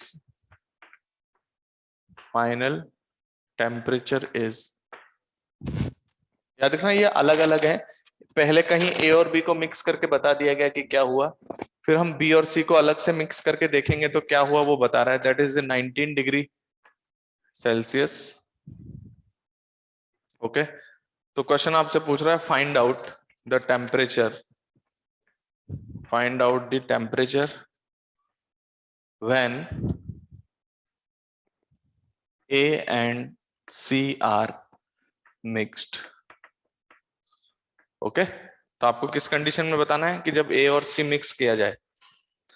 तो देखिए आपको अगर मैंने क्वेश्चन में सपोज ऐसा कहा होता कि ए बी सी तीनों सेम सब्सटेंस है तो आप सब्सटेंस की प्रॉपर्टी से इनका एस इक्वल कर देते, लेकिन अभी मैंने ऐसा कुछ नहीं कहा। मैंने कहा ए बी सी तीन लिक्विड है, उनके इक्वल मासेस हैं, यानी ये भी एम है, ये भी एम है और ये भी एम है, लेकिन ये सब्सटेंस कैसे है मुझे नहीं पता, तो इनका स्पेसिफिक हीट मेरे पास नहीं है, स्पेसिफिक हीट कैपेसिटी। ओके, तो मैं एज्यूम कर लेता हूं कि मान लेते हैं इसकी specific heat capacity S A, इसकी एस बी और इसकी एस सी। अगर क्वेश्चन आपसे ये कहे कि they all are same substance तब तो आप एस इक्वल मान सकते हो, लेकिन अभी कुछ भी नहीं कहा हुआ है तो इनके एस डिफरेंट है। पहले हमारा काम होगा कि ये जो दो इंफॉर्मेशन है ना, एक और एक दो, इन दोनों से मैं एस ए एस बी और एस सी आपस में क्या रिलेशन है ये एस्टिमेट करूंगा और बाद में मैं ए और सी को मिक्स करूंगा। तो step one, the mixing of A and B. तो ए का टेम्परेचर कितना है 12 डिग्री सेल्सियस, बी का टेम्परेचर है 16 डिग्री सेल्सियस, एंड इनको मिक्स करने पर फाइनल टेम्परेचर आ रहा है 14 डिग्री सेल्सियस। दोनों का मास m और ये m। वैसे देखो यहां तो आपको दिख भी रहा है कि कौन गर्म होगा कौन ठंडा होगा, तो ये हीट रिजेक्ट करेगा, ये हीट रिसीव करेगा, बट रिजेक्टेड और रिसीव्ड बराबर करना है तो मैग्नीट्यूड होंगे वो। तो मैं क्या करता हूं, summation delta Q1 plus summation delta, मतलब summation of delta Q zero कर देता हूं। तो मेरे पास कितना होगा, delta QA plus delta QB equal to zero. Direct delta Q लिखूंगा, डेल्टा Q में मेरा MS डेल्टा T होगा, MS डेल्टा T में T final minus T initial लिखूंगा। तो इसका कितना है M SA डेल्टा T, ये 14 है क्या फाइनल टेम्परेचर, तो 14 minus 12, 14 minus 12 plus MSB that is 14 minus 16, this is 14 minus 16 that is equals to 0। तो यहां से सॉल्व करने पे आ रहा है m तो हटा दो यहां से SA, तो 2SA minus of 2SB equal to 0। तो यहां से हमें ये पता चल गया कि SA is equal to SB, यानी इन दोनों की स्पेसिफिक हीट कैपेसिटी इक्वल है। तो पहले रिलेशन आ गया आपके पास SA इक्वल्स टू SB। अब second event, you are mixing B and C। तो अगर आप लोग किसको मिक्स कर रहे हैं, आप लोग मिक्स कर रहे हैं B और C को मिक्स कर रहे हैं, तो 16 और 24 है। तो पहले B का टेम्परेचर है 16 degree Celsius and this is 24 degree Celsius, ठीक है। और मेरे पास इनका मिक्सिंग का फाइनल टेम्परेचर क्वेश्चन प्रोवाइड करा है, दैट इज 19 डिग्री सेल्सियस, ठीक है। तो ये जो 19 डिग्री सेल्सियस है आपको दिखाई दे रहा है इससे कम है और इससे ज्यादा है, बट मैं क्या लिखूंगा, summation of delta Q0 that means delta QB plus delta QC equals to 0। तो मैंने इसकी स्पेसिफिक हीट कैपेसिटी को SB माना हुआ है, इसका SC है, और यहां पर इक्वेशन लिखते हैं। तो delta QB that is MSB, what is it's final temperature 19, तो 19 माइनस 16, 19 माइनस 16 प्लस 24 और 19 है, तो M into SC into that is 19 minus 24। देखो मेरे एक्सप्रेशन में फाइनल माइनस इनिशियल ही है और इन दोनों का सम मैंने 0 कर दिया, ओके। आप डायरेक्ट भी कर सकते हैं, दोनों को अलग अलग मैग्नीट्यूड में भी फटाफट लिख के बराबर कर सकते हो, मुझे कोई दिक्कत नहीं है उससे। मैंने ये लिख दिया, तो इधर कितना आ रहा है देखिए 3SB, 3SB that is equals to 5 of 5SC equation 2। तो आपके पास आ गया SA इक्वल्स टू SB एक relation, one relation is your SA equals to SB and other relation is your SB 3SB equals to 5SC। तो आप चाहो तो इनका आपस में रिलेशन एस्टिमेट करके देख सकते हो क्या रिलेशन है, ओके। इसके बाद मैंने किसको किसको मिक्स किया, I have mixed A and C। तो आपके पास A क्या है और B क्या है, A और C। तो A का भी मास M है, C का मास भी M है, और ये 12 डिग्री सेल्सियस पर है and this is your 24। You have assumed the final temperature is T, okay. तो फाइनल टेम्परेचर T है, तो आप लिखेंगे कितना MSA into T minus 12 plus MSC T minus 24 that is equals to 0। और आपके पास रिलेशन है SA T minus 12 plus SC T minus 24 that is equals to 0। तो SA और SC में रिलेशन चाहिए आपको। तो यहां पर जो आप देख रहे हैं, यहां से SA और SC का रिलेशन क्या आ जाएगा, तो SA इक्वल्स टू SB और SB equals to 5SC by 3। तो your SA is how much 5SC/3 T-12 plus SC T-24 equal to 0। अब आप लोग मुझे चैट बॉक्स में बताएंगे how much is the final temperature. Okay, note करिए और बताइए what is the final temperature.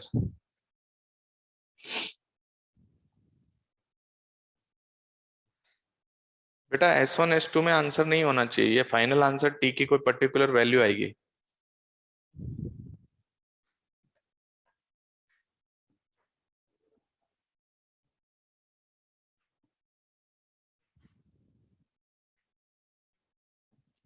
Sixteen 16.5 आ रहा है सबका, सब लोग सॉल्व कर लेना, इक्वेशन लिखा हुआ है, मुझे आंसर वैसे याद नहीं है, यहीं से जो आएगा वही होगा।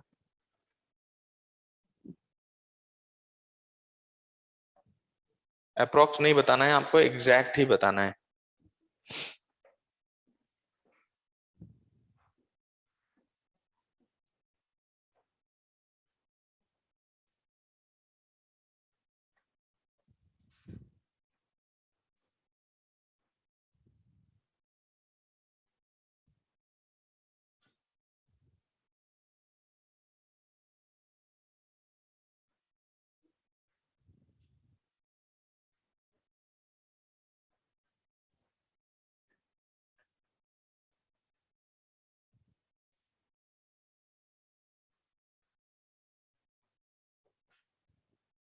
अलग अलग आंसर क्यों आ रहा है भाई? किसी का तो 6.6 आ रहा है, मतलब टेम्परेचर 12, 16 और 24 मिलाकर हम 6 ला सकते हैं।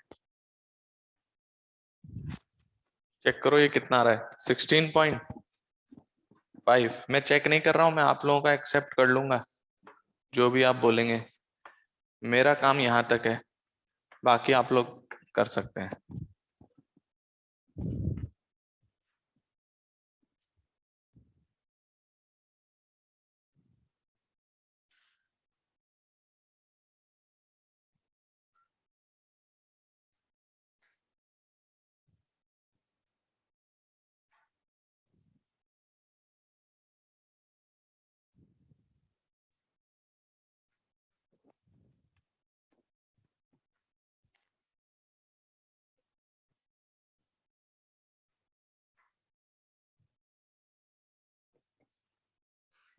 Okay,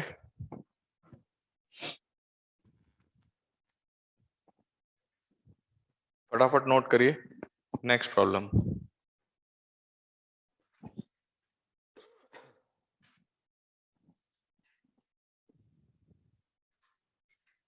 clear?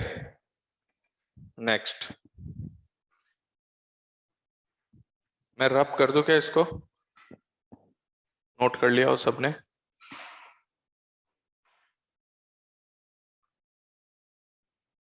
ओके, आप इस क्वेश्चन में ऐसे भी कर सकते हो, मान लो तीनों को मिक्स कर दें तो फाइनल टेम्परेचर क्या आएगा, तो तीनों मिक्स कर दोगे तो ऐसे SB और SC में रिलेशन है आपके पास, तो यहाँ इक्वेशन में एक जगह SA, SB और SC तीनों टर्म आएगी, उनका रेशियो आप यहाँ से निकाल चुके हो, तो रख के आप तीनों को मिक्स करके भी फाइनल टेम्परेचर बता सकते हो। ठीक है, अब देखिए मेरे पास एक कंडीशन है कि सपोज, सिंपल है, बस ये बताने के लिए कि कभी कभी कंटेनर भी रिसीव करेगा, तो एक क्वेश्चन कंटेनर के लिए लेते हैं पहले। जैसे मैंने आपसे कहा कि मेरे पास एक कैलोरी मीटर है, ओके, कैलोरी मीटर है, इसका मास आपको गिवन है, दैट इज 10 ग्राम, और इसकी specific heat capacity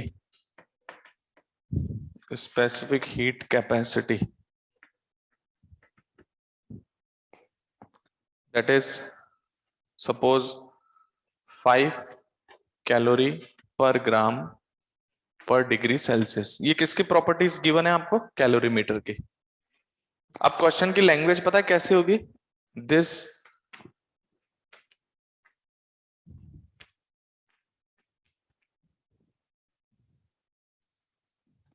this calorimeter have 20 gram water at 20 degree Celsius. इधर सुनो, तो यहां पर आपका वाटर पड़ा हुआ है कितना, दैट इज 20 ग्राम वाटर है 20 डिग्री सेल्सियस पे, इसके पास है। तो पता है इसमें अंडरस्टूड चीज क्या है कि कैलोरीमीटर भी इसी के साथ सेम टेम्परेचर पर है। मतलब कैलोरीमीटर का भी कितना टेम्परेचर है, कैलोरीमीटर का भी टेम्परेचर यहाँ पर 20 डिग्री सेल्सियस है, क्योंकि आपने उसके अंदर कहा कि वाटर 20 डिग्री पर है, यानी वो तभी रह सकता है ना जब वो दोनों सेम टेम्परेचर पे हो, अदरवाइज तो टेम्परेचर वेरिएशन हो जाएगा।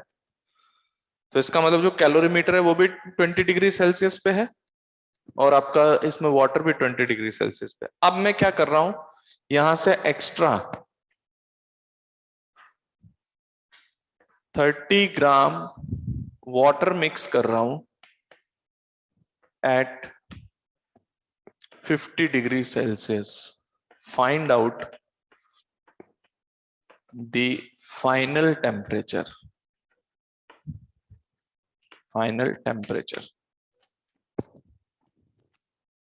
तो याद रखना इसमें इस सिस्टम से किसी को बाहर हीट लेना देना अलाउड नहीं है, तो ये आपस में हीट एक्सचेंज करेंगे। अब देखिए मिक्सिंग तो दो चीज की हो रही है, लेकिन हीट तो कौन भी रिसीव करेगा, कैलोरीमीटर भी रिसीव करेगा, क्योंकि वो भी गर्म होएगा ठंडा होगा, क्योंकि उसके लिए भी तो हमने उसका स्पेसिफिक हीट कैपेसिटी दिया हुआ है और आपको उसका मास भी दिया हुआ है। तो इसका मतलब क्या हुआ कि जो आपका क्या कहते हैं कैलोरीमीटर है वो भी हीट रिसीव करेगा। तो याद रखिएगा कैलोरीमीटर के लिए कुछ टेम्परेचर नहीं कहा गया है, लेकिन कैलोरीमीटर में ये वाटर ऑलरेडी रखा हुआ था, तो कैलोरीमीटर का टेम्परेचर और वाटर का टेम्परेचर सेम है। और अब अलग से एक 50 डिग्री सेंटीग्रेड का वाटर 30 ग्राम इसमें और डाल दिया गया है। तो फाइनली मिक्सिंग होगी, तो कितने चीजों की मिक्सिंग है, तीन। मतलब मिक्सिंग तो दो ही है, बट एक्चुअल में हीट एक्सचेंज तीन के बीच में है, कैलोरीमीटर, वाटर 20 डिग्री वाला और वाटर आपका 50 डिग्री सेल्सियस वाला। तो ये सब हीट को एक्सचेंज करेंगे और हीट, इन सब हीट को एक्सचेंज करने के बाद जो फाइनल टेम्परेचर अचीव होगा, तो उसके कंसर्न हमें पता है कि कोल्ड बॉडीज जितना हीट रिसीव करेंगी, हॉट बॉडीज उतनी ही हीट रिजेक्ट करेगी। और आप एक चीज नोटिस कर सकते हो, मैंने अभी जो कंडीशन आपको दिया है उसमें आपका जो वाटर है वो ऐसे टेम्परेचर्स पे है कि कोई फेस चेंजिंग नहीं है यहाँ पे, क्योंकि ये 20 पर है, ये 50 पर है। तो इनके बीच में ही कोई टेम्परेचर आएगा और उस दौरान 50 से नीचे आने पे और 20 से ऊपर जाने पे कोई भी फेस चेंजिंग नहीं। फेस चेंजिंग 100 के बाद है या जीरो के से 0 डिग्री वाटर के नीचे जाने पर है, यस और नो। तो अभी कोई फेस चेंजिंग नहीं है, तो मेरा ये क्वेश्चन क्या हुआ, तीन चीजों की मिक्सिंग हो गई मेरे लिए एक तरह से। तो मैं इन सबका समेशन डेल्टा क्यू जीरो कर दूंगा। बस इसमें एक और एक्स्ट्रा चीज आ गई, कैलोरीमीटर की मैंने प्रॉपर्टी दे दी है, तो उसको भी कंसिडर करना पड़ेगा। तो ऐसा करते हैं, पहले वाले वाटर का M1S1 delta T1 plus M2S2 delta T2 plus M3S3 delta T3 equal to 0। तो मैंने एज्यूम किया let final temperature is T, that final temperature is T। Okay, तो सबसे पहले 20 डिग्री सेल्सियस वाला वाटर तो कितना होगा, M, इधर देखना M किस यूनिट में है आपका, 20 ग्राम है, तो मैं S भी हमारा उसी तरीके की यूनिट में ले रहा हूं, दैट इज 1 कैलोरी पर ग्राम पर डिग्री सेल्सियस, और यहां change in temperature T minus of 20, ये तो किसका हुआ, वाटर का,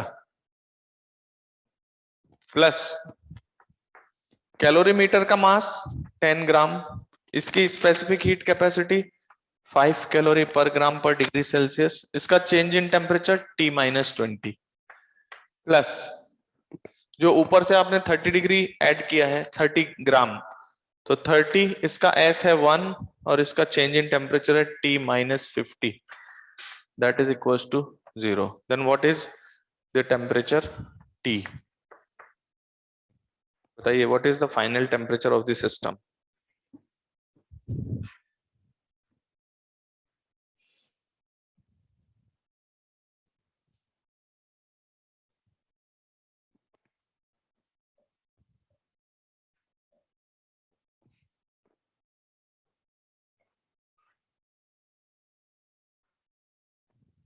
ओके,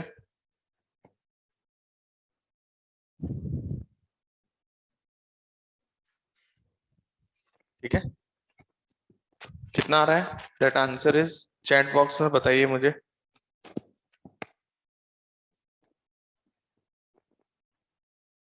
29 डिग्री सेल्सियस।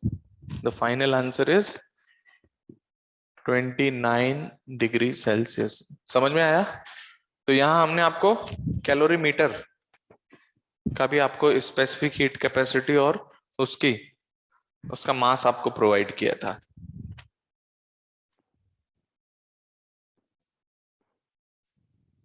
ठीक है,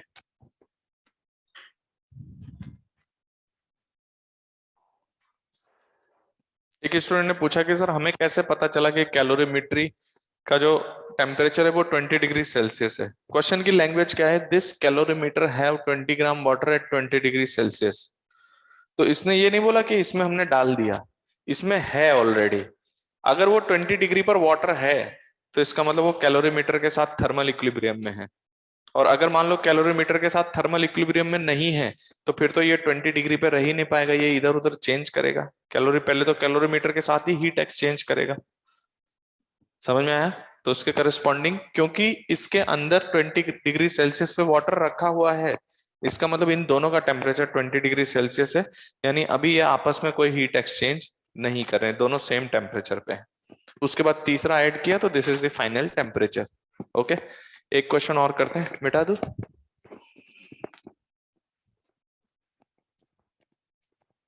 देखिए नेक्स्ट प्रॉब्लम थोड़ा सा चेंज कर देते हैं। मेरे पास दो सब्सटेंस है ए और बी। ओके, इनके मासेस हैं m और 2m, but they are of same substance,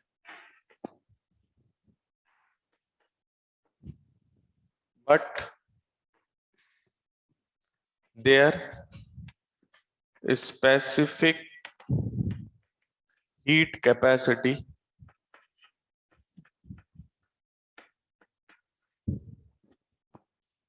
depends on temperature, depends on temperature. S equals to S naught capital T, where S naught is a constant and capital T is temperature of the bodies of the body in degree Celsius. Okay, तो initially आपका जो ए है ना, उसका temperature आपको provided है T0 degree Celsius पे है ये, और ये 2 T0 डिग्री सेल्सियस पे है।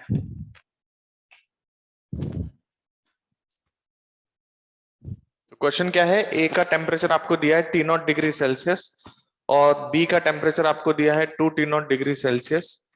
और यहां पर आपको दिखाया जा रहा है कि दोनों का सब्सटेंस तो सेम ही है, लेकिन दोनों की स्पेसिफिक हीट कैपेसिटी जो है वो टेम्परेचर के साथ चेंज हो रही है। तो सबसे पहला रेस्ट्रिक्शन, अब आप ms delta T direct use नहीं कर सकते। पहले दिन बताया था मैंने आपको ms डेल्टा टी।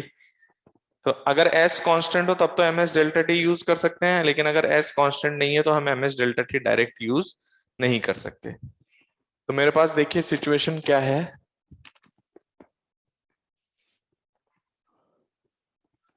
सिचुएशन कुछ ऐसी है, क्वेश्चन आपसे कह रहा है कि they are placed together, find out the final temperature, find out the final temperature।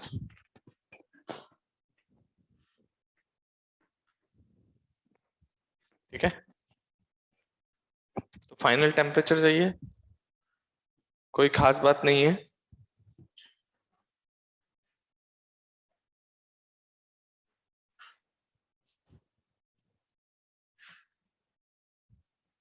इतनी जल्दी आंसर आ रहा है, वो भी ज्यादा। देखो इधर, सबसे पहले इधर देखिए क्वेश्चन को कैसे प्रोसीड किया जाता है। मेरे पास ये दोनों बॉडीज हीट रिसीव करेंगे, मुझे ये बात पता है कि delta Q1 plus delta Q2 is 0, लेकिन डेल्टा Q1 डेल्टा Q2 आएगा कैसे? तो आप एक चीज नोटिस करिए, आपका जो A है वो अभी कितने पर है? T0 डिग्री सेल्सियस पे,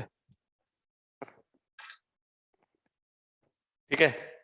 अब ये अपना टेम्परेचर बढ़ाएगा, तो ये T0 से अलग अलग टेम्परेचर से हो के गुजरेगा। तो अलग अलग टेम्परेचर से हो के गुजरेगा जब, तो उसके कंसर्न ये क्या करेगा? हीट रिसीव करेगा, मान लीजिए वो आपका रिजेक्ट करेगा। तो आप dq कैसे लिखेंगे? तो dq ऐसे लिखेंगे, जैसे सपोज इसका टेम्परेचर किसी मोमेंट पे आप मानेंगे T1, बहुत ध्यान से देखना, मैथमेटिक्स बना रहा हूं। इसका किसी मोमेंट पे टेम्परेचर मैंने माना T1, ठीक है। और आपने कहा कि dt टाइम में इसका टेम्परेचर चेंज हो गया T1 प्लस dt1। कितना टेम्परेचर चेंज हुआ? T1 plus dt1। तो how much heat has been received by this? तो you will write dq is m s dt1। तो ये किस टेम्परेचर पे है अभी? T1। तो T1 टेम्परेचर पे ये S की वैल्यू कितनी है? S not into T. तो ये T1 टेम्परेचर पे शो करेगा S नॉट T1। जब वो T1 टेम्परेचर पे होगा तो S नॉट T1 शो करेगा। T1 की वैल्यू बदलते जाओ तो स्पेसिफिक हीट कैपेसिटी भी बदलती जाएगी। तो इसके कंसर्न dq का फॉर्मूला क्या बनेगा? m S not T1 dt1, m S not T1 dt1। Okay, अब ये कहां से कहां तक आप ले जाओगे इसको? तो ये इनिशियल टेम्परेचर से शुरू हुआ था, फाइनल टेम्परेचर T पे। फाइनल टेम्परेचर कितना अचीव किया इसने? कुछ T, तो वो फाइनल टेम्परेचर T है। तो जिसमें वो अलग अलग T1 से होके गुजर रहा है, अलग अलग T1, और किसी T1 पर उसका जो स्पेसिफिक हीट कैपेसिटी है S नॉट T1 है। तो पहले वाले का डेल्टा Q1 ये आपके पास आ चुका है। कितना आया जरा सॉल्व करिए।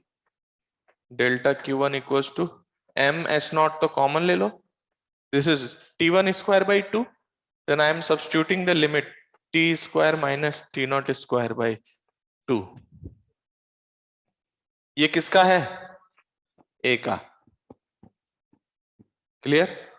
What is for B? चलो मैं इधर B का लिख देता हूं, स्क्रीन चेंज ना हो ताकि हमारी। तो मेरा B का क्या होगा? Delta Q2। तो आप क्या कहेंगे? B पहले कितने टेम्परेचर पे था? 2T0। रास्ते में किसी टेम्परेचर पे आया होगा, मान लिया मैंने T2।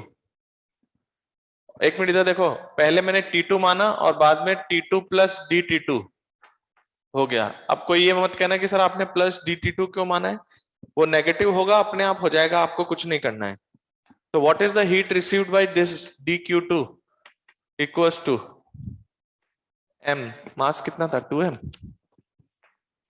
2m, s की जगह s नॉट, क्योंकि इसका टेम्परेचर अभी T2 है तो s नॉट T2, क्योंकि इसका फंक्शन क्या है? s equals to s not t। तो ये अभी T2 टेम्परेचर पे है, यस और नो? तो ये T2 टेम्परेचर पे है, तो S not T2 into dt2। अब इसका इंटीग्रेशन कर दो, कहां से शुरू हुआ? 2T0 से, कहां तक गया? T तक।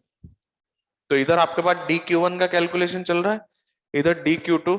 तो you will get your delta Q2 is m 2m S not common ले लो, 2m S नॉट, और इसका इंटीग्रेशन आएगा T2 स्क्वायर बाई 2, और T2 स्क्वायर पे लिमिट रख रहा हूं, T स्क्वायर माइनस 2T0 का स्क्वायर डिवाइडेड बाई 2। इसने अपने आप एडजस्ट कर लिया है, किसी ने हीट लिया होगा तो ले लिया होगा, दिया होगा तो दे दिया होगा। एंड फाइनली आपको पता है इन दोनों का सम 0 होना चाहिए। तो your relation would be delta Q1 plus delta Q2 equal to 0। तो यहां से आप मुझे बताइए जो रिलेशन आ रहा है, m S not T square minus T0 square upon 2 plus 2m S not into T square minus 2T0 का whole square divided by 2 that is equal to 0। और यहां से आप लोग मुझे बताएंगे what is the final temperature. जो चैट बॉक्स में आएगा वही मैं लिख दूंगा। What is the final temperature. Question समझ में आया क्या? अलग अलग हीट कैपेसिटी थी, तो you can not use directly ms delta T. Now you have to write down ms dt, और आप उसको ms dt को इंटीग्रेट कर रहे हैं, और s की वैल्यू उस t के हिसाब से लिखी जा रही है।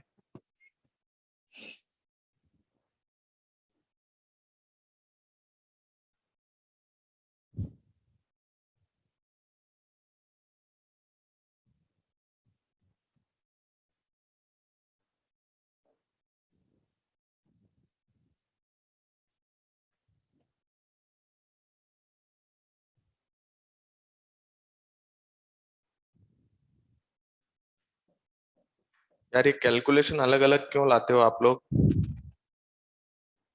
जब एक इक्वेशन सिंपल रखी हुई है तो यहां से सेम आंसर लेके आओ।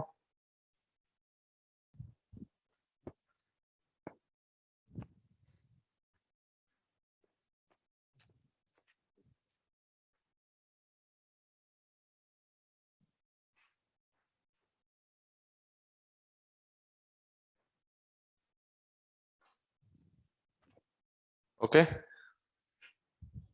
सिंपल है। ms डेल्टा टी या ms dt को इंटीग्रेट करवा लिया मैंने यहाँ पे। ठीक है, अभी आगे चल के सारी चीजें आ जाएंगी। तो दिस इज योर √3T0। क्या ये आंसर आ रहा है सबका? चैट बॉक्स में रिप्लाई करो।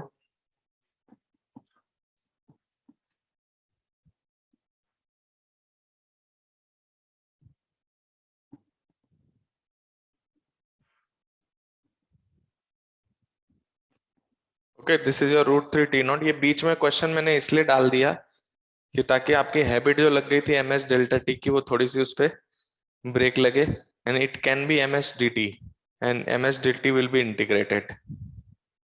ओके,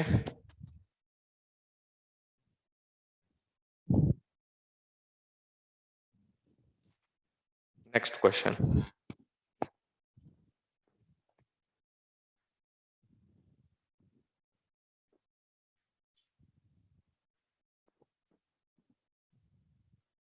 भाई पूरा नहीं आ सकता क्या एक साथ? जूम आउट करना पड़ेगा।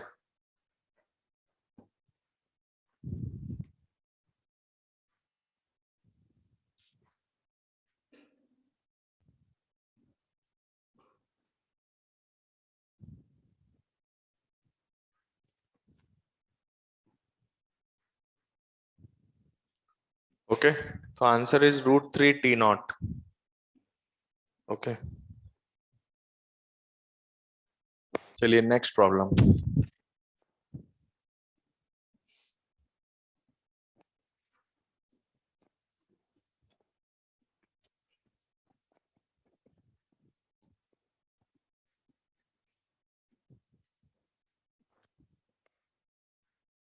ठीक है, मेरे पास एक कैलोरी मीटर है, उसमें 20 ग्राम आइस रखा हुआ है एट -10 डिग्री सेल्सियस। ठीक है, कैलोरी मीटर की कुछ प्रॉपर्टी नहीं दे रहा हूं, इसका मतलब है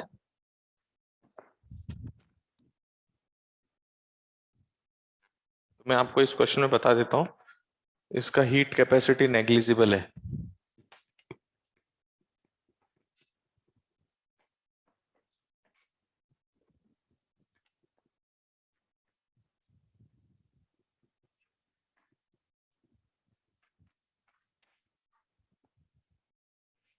ठीक है, क्वेश्चन लिखे।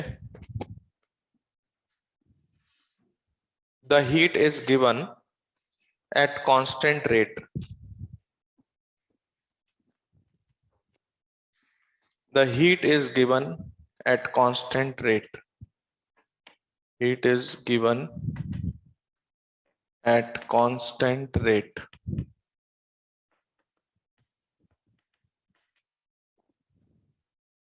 Then find out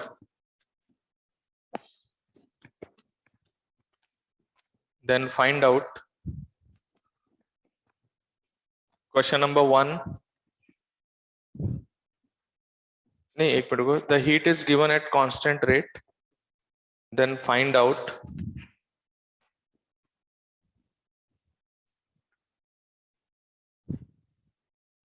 एक minute, heat is given at constant rate है ना, तो फाइंड आउट से पहले एक चीज और लिख लो, the heat is given at constant rate and it is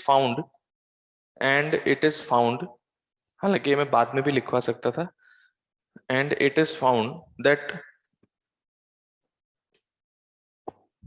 temperature of ice is increasing 2 degrees centigrade per second. Temperature of ice is increasing. Temperature of ice is increasing 2 degree centigrade per second. ये किसका है? Ice का. So then find out. Question number 1. Rate of heat supplied. Rate of heat supplied. पहला तो ये बताना है आपको.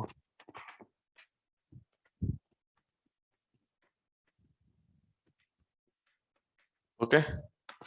दूसरा आपको बताना है when या फिर time after which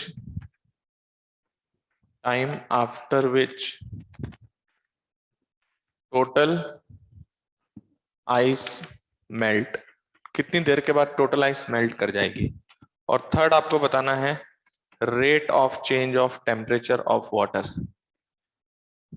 rate of change of temperature of water.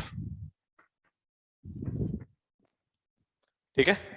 आगे भी हम पूछ सकते हैं. ये 3 अगर आप एनालिसिस कर लेते हो तो आपको समझ में आ जाएगा कि चल क्या रहा है. पहले एक बात बताइए, आपने इस सिस्टम में 20 ग्राम आइस लिया -10 डिग्री सेल्सियस पे, तो आपको पता है कितना टेम्परेचर बढ़ रहा है? 2 डिग्री सेल्सियस पर सेकेंड. यस और नो? तो आपको पता है कि अगर आप आइस को कुछ डीक्यू हीट देते हो तो क्या उसका टेम्परेचर कितना चेंज होता है? MSDT. पहले ये देखो मैंने क्या लिखा है, डीक्यू हीट देने पे DT टेम्परेचर बदलता है. ये हम लिख रहे हैं आइस के लिए. ठीक है.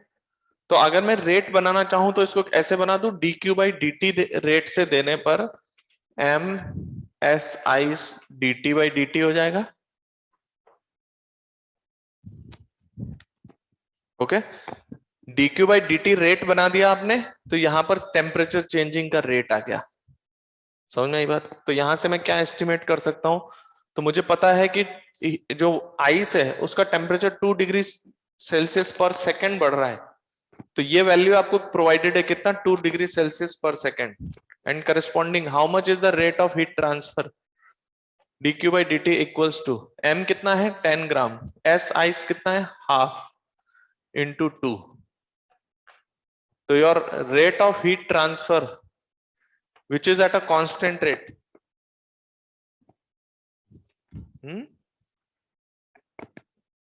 M20 है बेटा, M20 है यहाँ पे. This is M20 is dQ/dt that is equals to, ये कितना आ रहा है सॉल्व करने पे? 20 कैलोरीज पर सेकेंड. ओके. यहाँ पे 20 दिया है तो उसके कंसर्न यहाँ पर 20 आ जाएगा. तो आपको ये पता चल गया. अब ये रेट ऑफ हीट ट्रांसफर क्या रखना है? कांस्टेंट. तो पहले तो ये बताओ, आपका आइस जो है ना वो इस रेट से जो हीट है वो रिसीव कर रहा है, तो करस्पॉन्डिंगली 20 कैलोरीज पर सेकंड आप इसको देते जा रहे हैं. तो पहले तो बताओ आपका -10 डिग्री सेल्सियस का आइस 0 डिग्री के आइस तक पहुंचने में कितना टाइम लेगा? तो उसका रेट क्या है? 2 डिग्री सेंटीग्रेड पर सेकेंड. तो 5 सेकेंड तो इसको लगे कहां तक आने में? 5 सेकेंड लगे इसको 0 डिग्री के आइस तक आने में. अब पूरा मेल्ट कराना है. अब देखो मेल्टिंग में कई चीजें आ जाएंगी. तो मेल्टिंग में आपको क्या चाहिए? ये मेल्ट कर रहा है तो मेल्टिंग में हीट तो लेगा लेकिन टेम्परेचर चेंज नहीं होगा. तो इक्वेशन कैसे बनेगी पता है? When you are giving the dq heat, the dm mass will be melt. समझ में आ रहा है? dq हीट देने पर dm मास मेल्ट करेगा और dm इंटू LF उसकी हीट होगी। तो आपके पास क्या है यहां से सॉल्व करने पे, dq by dt equals to dm by dt into LF। तो यहां से आपके पास क्या आ रहा है पता है, dm बाई dt ये बता रहा है कितना मास आइस मेल्ट करेगा पर यूनिट टाइम। तो your dm by dt is what, dm by dt is your dq by dt upon LF। अच्छा dq बाई dt कितना है, 20 कैलोरीज पर सेकेंड। तो आपका dm बाई dt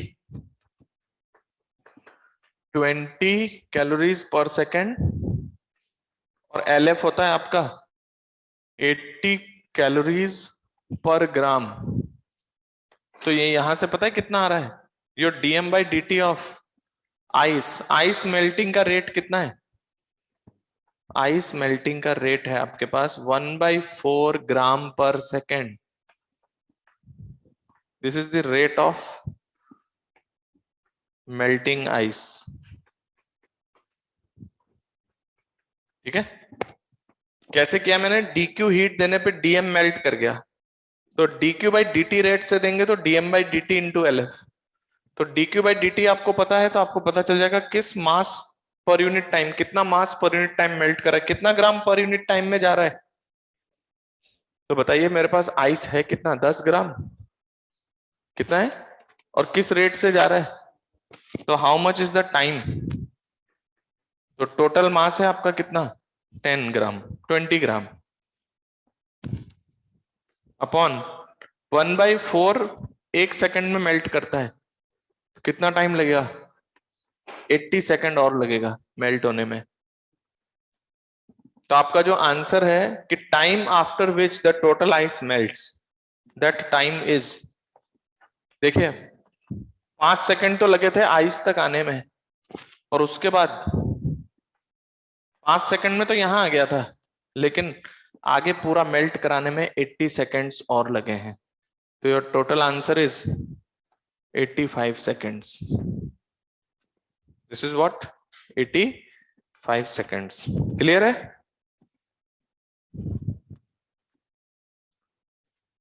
बेटा 5 सेकंड ऐसे आया ना, 2 डिग्री सेल्सियस पर सेकंड बढ़ रहा है, तो -10 से 0 जाने में कितना टेम्परेचर चेंज होगा, 10 डिग्री सेल्सियस।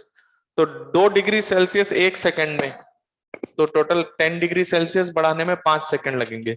उसके बाद आपने इसका आइस मेल्टिंग का रेट निकाला है और इसके करस्पॉन्डिंग। क्लियर है? और इसका थर्ड पार्ट इधर देखो एक लाइन में, थर्ड पार्ट जो है उसमें आपको बता रहा है rate of change of temperature. तो आपने dq हीट देने पर फिर ms dt बढ़ जाएगा। तो dq बाई dt रेट से देने पर ms dt बाई dt होगा। तो dq by dt is how much, 20 calories per second. इसका ये 20 और ये 1 dt बाई dt। तो किस रेट से, dt बाई dt रेट से, ये कितना हो रहा है, 1 डिग्री सेल्सियस पर सेकेंड। तो पता है वाटर का टेम्परेचर 1 डिग्री सेल्सियस एक सेकंड में बढ़ेगा, तो अगले 100 सेकंड के बाद, अगले 100 सेकंड के बाद ये 100 डिग्री सेल्सियस पे पहुंच जाएगा। फिर वहां पे पता करना स्टीम फॉर्मेशन का रेट कितना है, और फिर पूरी की पूरी स्टीम बनने में कितना टाइम लगेगा। ये आपका नेक्स्ट क्लास का होमवर्क है। और एक बार मैं आपको शीट से होमवर्क दे देता हूँ, नेक्स्ट क्लास में आप क्या क्या करके लाएंगे।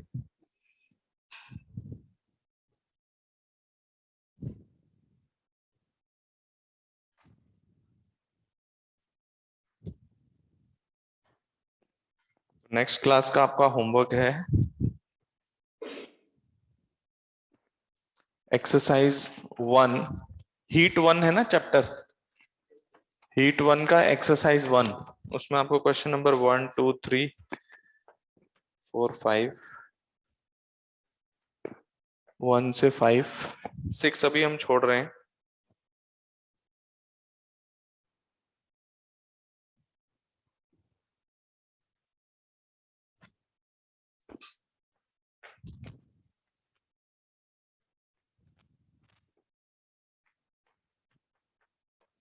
Exercise 2 level 1।